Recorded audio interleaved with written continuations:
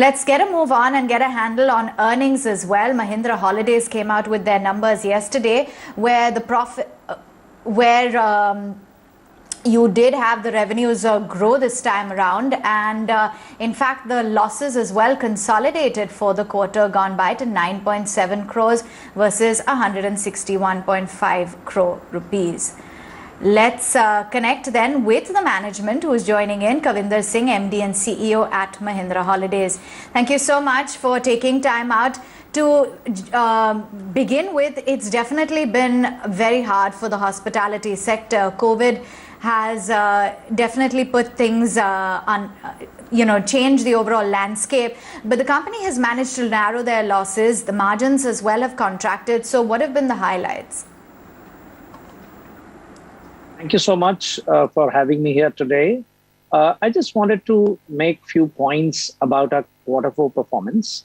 Actually, the quarter four performance turned out to be one of the very, very strong performance that we have delivered. If you look at our member additions, we did about 4,789 member additions, taking our total member additions to about 12,031 members in this year. Given the situation that we were all in, this has turned out to be a great year in terms of member additions. If I look at our resort occupancies, we hit 85% in the quarter that went by, which is Jan-Feb-March quarter. And for the full year, we were at 72%. So our occupancies recovered very, very sharply. If you even look at our resort income on a QOQ basis, quarter-on-quarter basis, moved up by 19%. And even if I look at on a YOY basis, our resort income was up by about 8.5%. And if I were to look at the profits, we are up by about 12% at the PBT level.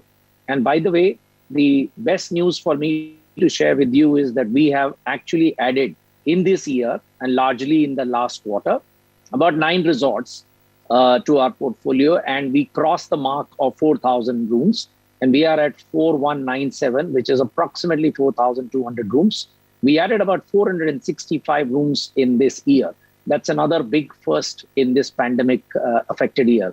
As I've always mentioned in my earlier interviews also, that debt and occupancy are the two big areas which any hospitality player has to watch out for. Happy to confirm that we continue to remain zero debt and our occupancies, as I mentioned earlier.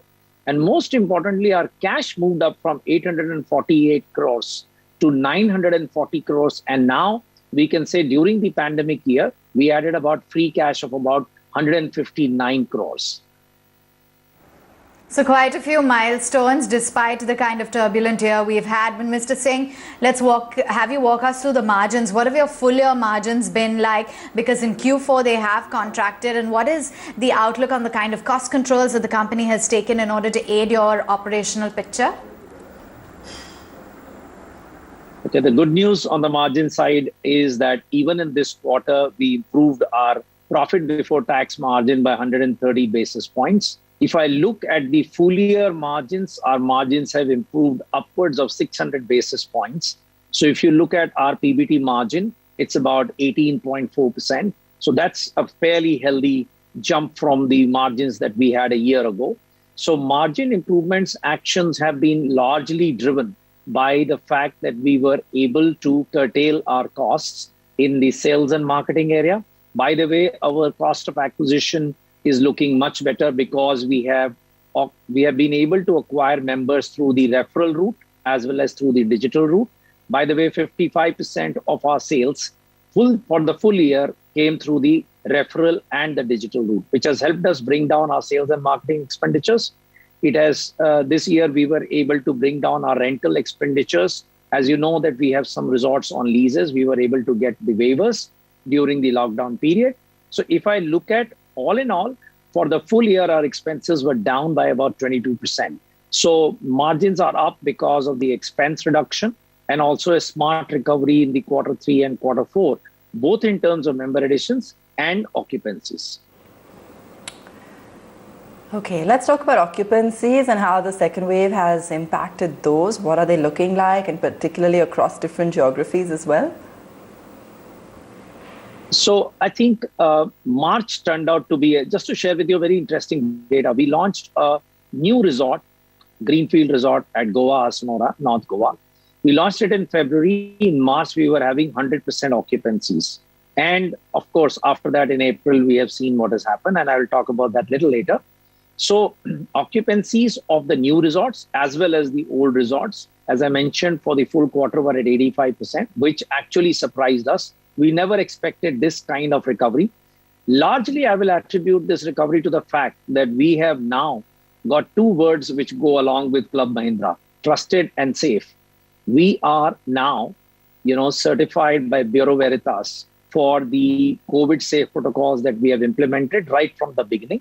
So that has helped us to actually increase our occupancies, whether it is the resorts in north, south, east, or west. We have seen very, very strong movement in terms of occupancies in our resorts. If I look at ahead, as I see in the month of April, we started April well. Our bookings on books were also quite well. But yes, after the second week of April, we have seen drop in occupancies. I think we will have to be cautious as we move ahead.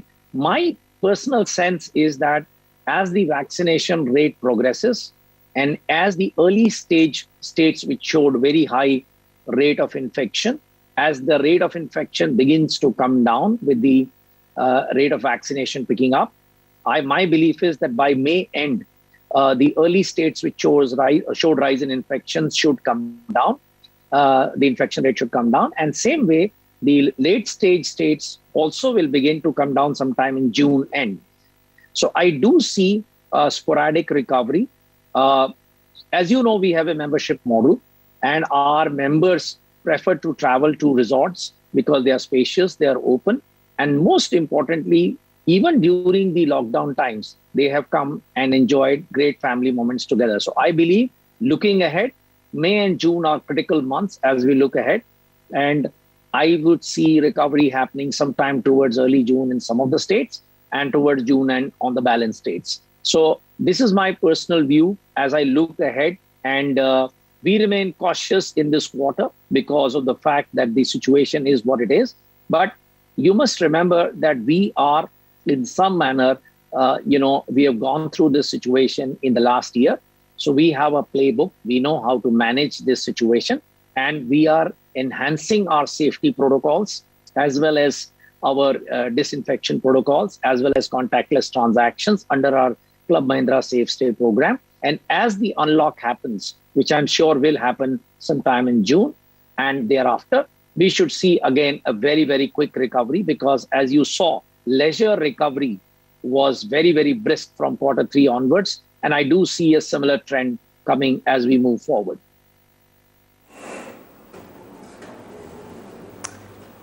Okay, now you plan to invest about 1,200 crores in adding 1,500 plus rooms in the current portfolio. That's over 3-4 years.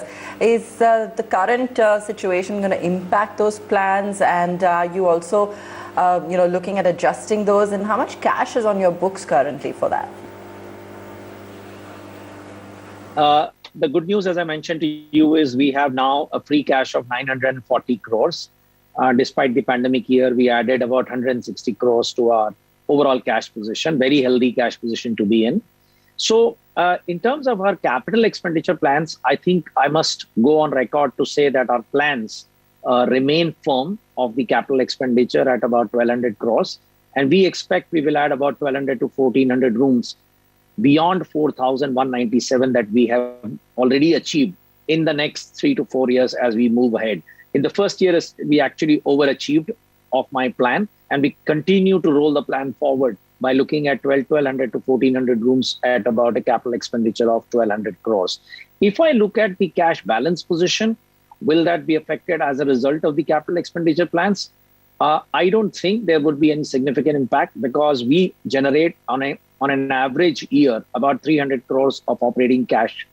And net of our capital expenditure, we have been adding 150 to 200 crores on free cash. So despite the aggression in the capital expenditure that we are planning, we believe that we will continue to generate cash because of brisk member additions that will follow as a result of addition to our inventory. Sure. Kavinder, almost 90% of your revenues come from F&B and activities. How much revenue have you generated via these avenues over the past 6 months? And now with this spike in cases, what's the outlook going forward? So the good part is that, as I was mentioning, our resort revenue moved up by about 19% quarter on quarter. So if I just look at quarter 3 and quarter 4, we delivered about 45 odd crores in quarter 3 resort revenue and about 53 odd crores in quarter 4.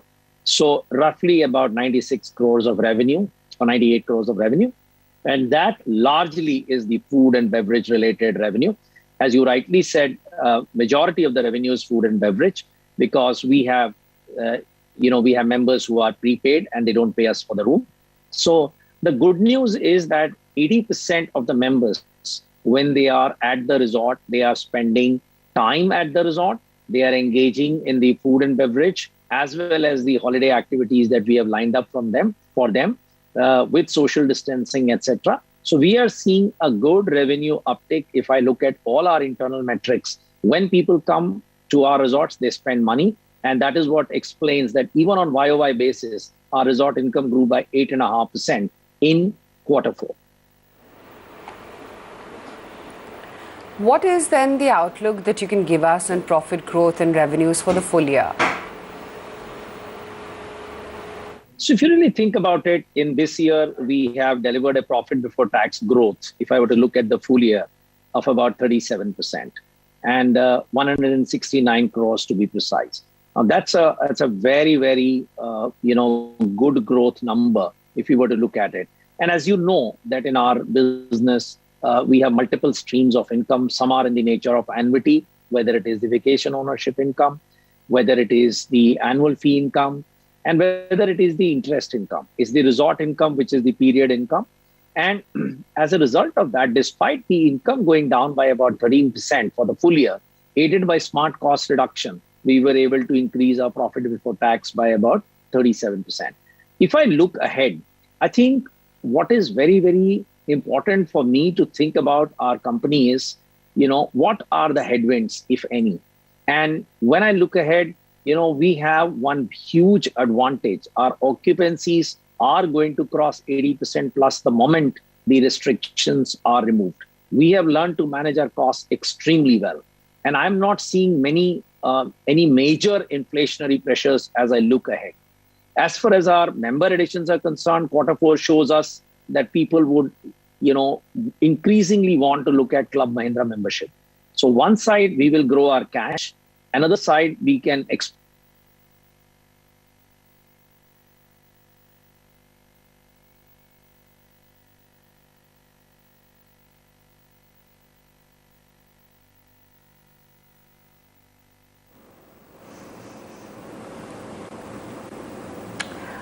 All right, thanks for that and for sharing some of the outlook with us as well. Kavinder Singh of Mahindra Holidays joining us there.